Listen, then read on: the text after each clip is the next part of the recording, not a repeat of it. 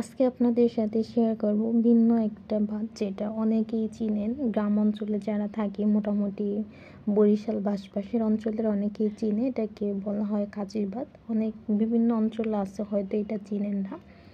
তো আসসালামু আলাইকুম, সবাই কেমন আছেন? আশা করি সবাই অনেক ভালো আছেন। তো আজকে আপনাদের যেটা বিষয়ে শেয়ার করতে হলো কাজির ভাত। এটা বানানো হয় পানি দিয়া, চাল 4-5 দিন রেখে দেওয়া হয় রসুন দিয়া, এরপর একটু টক হইলে ভাতটা রান্না করা হয়। আর এইটা খাওয়া হয় মূলত বিভিন্ন রকমের ভর্তা দিয়ে। আপনি যত আইটেমের ভর্তা করতে পারেন ওই সব দিয়ে এটাকে খাওয়া হয়। ভর্তার সাথে অবশ্যই ইলিশ মাছটা থাকে, অন্য কোনো মাছ না, শুধুমাত্র ইলিশ মাছটা বেশি থাকে। আর যেহেতু আজকে অনেক রকমের ভর্তা করবো, এই জন্য আমরা অনেকটা শুকনা মরিচ স্টাইলটা নিছি। আর এই যে আমরা ইলিশ মাছটা ভাজা নিতেছি। তো যেহেতু ইলিশ মাছটা লাগবে, অবশ্যই ইলিশ মাছ আমাদের এখানে আছে। আর এরপর দেখা গেছে অনেক রকমের ভর্তা করতেছে। এটা হলো গ্যাস সিম ভর্তা। আর ভর্তা করার জন্য আমরা কিছুটা পেঁয়াজ রসুন কাইটা নিছি।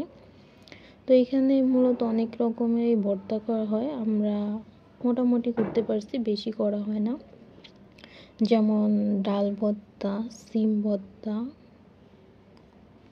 ধনিয়া পাতা ভর্তা, ইলিশ মাছ ভর্তা, চিংড়ি মাছ ভর্তা, রসুন মরিচ ভর্তা, তো এরকম আছে। আরও কুমড়া ভর্তাও করছে। আর আমরা ইলিশ মাছটা ভাজার সাথে সাথে কিছুটা পরিমাণে কুমড়াও ভাজছি।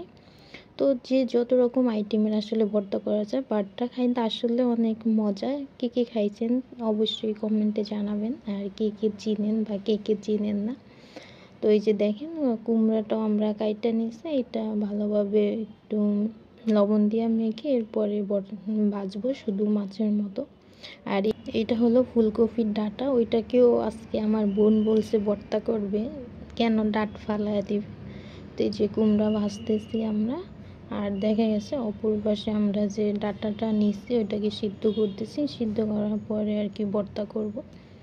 আর এর মধ্যে দেখা গেছে আমাদের বাকি যে ভর্তা ছিল ওইগুলো আমরা মোটামুটি করা শেষ। 6-7 রকমের ভর্তা ছিল। তো এই যে দেখেন আমাদের ভর্তার ফাইনাল লুক। এখানে 5-6 পদের ভর্তা আছে।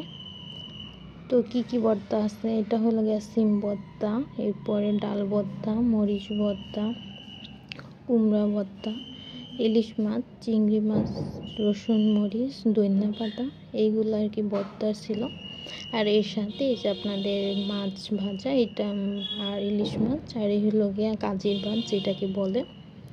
তো কাজির ভাতের সাথে অবশ্যই মাস্ট বি ইলিশ মাছ থাকে, আর বিভিন্ন রকমের ভর্তা। যে যত রকমের ভর্তা করতে পারবে ভাত খেতে তত মজা। তো সবাই ভালো থাকবেন, সুস্থ থাকবেন, আল্লাহ হাফেজ।